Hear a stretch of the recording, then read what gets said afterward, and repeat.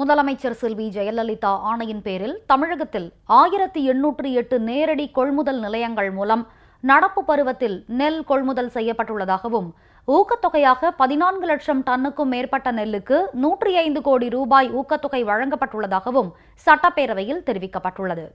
தமிழக சட்டப்பேரவையில் உணவுத்துறை மானிய கோரிக்கை மீது கேள்வி ஒன்றுக்கு பதிலளித்த உணவுத்துறை அமைச்சர் திரு ஆர் காமராஜ், முதலமைச்சர் செல்வி ஜெயலலிதா ஆணையின்படி 1808 நேரடி நெல் கொள்முதல் நிலையங்கள் திறக்கப்பட்டு நெல் கொள்முதல் செய்யப்பட்டுள்ளதாகவும் காஞ்சிபுரம் மாவட்டத்தில் மட்டும் 70 கொள்முதல் நிலையங்கள் திறக்கப்பட்டதாகவும் தெரிவித்தார்.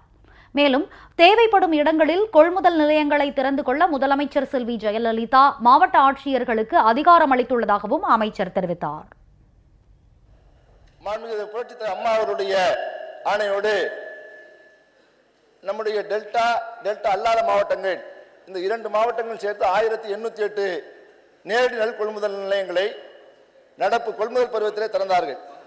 அதில் காஞ்சிபுரத்தில் மட்டும் 70 நேரடி நெல் கொள்முதல் நிலையங்கள் திறக்கப்பட்டன. அங்கே 72,000 மெட்ரிக் டன் நெல் கொள்முதல் செய்யப்பட்டிருக்கிறது. தேவைப்படும் இடங்களில் எல்லாம் மாவட்ட ஆட்சித்தலைவர் நேரடி நெல் கொள்முதல் நிலையங்களை திறந்து கொள்ளலாம் என்கிற உத்தரவினையும் வழங்கிய தலைவர் மாண்புமிகு புரட்சித் அம்மா அவர்கள். நம்முடைய தமிழகத்தை பொறுத்தவரை தமிழக அரசு மாண்புமிகு புரட்சித் அம்மாவுடைய அரசு ஊக்கத்தொகையாக இந்த ஆண்டு கொள்முதல் செய்த 16,72,000 மெட்ரிக் டன் நெல்லுக்கு 105 கோடி ரூபாயை ஊக்கத்தொகையாக கொடுத்த தலைவர் புரட்சித் அம்மா அவர்கள்.